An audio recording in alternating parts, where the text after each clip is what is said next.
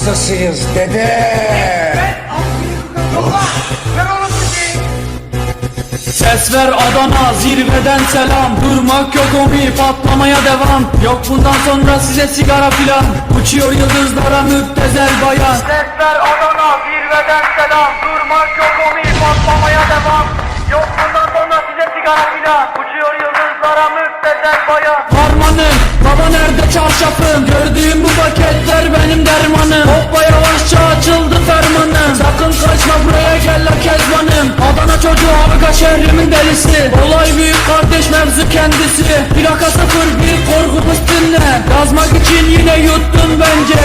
Hey torbacı bana versene borç. Olmaz lan o adamlarları peşin satıyoruz. Bu yüzden babamın cüzdanını çalıyoruz. Akşam olunca dayak yemeye başlıyoruz. Ben yazınca mıkor neşemiz yerinde. Siz ayrı tripte bense düşüşte. Halüs görüyorum ben bu sahnede. Kaç paket sigara bitti lan o kahvelerde. Kapı yutmayınca dönmüyor tekeri. Tribe sokma beni, sikerime beni. Gidin heyecan abinize selam söyleyin. Tahtını sikiyorum ben de böyleyim. Demiş Adana merkezin sözler çalıntı.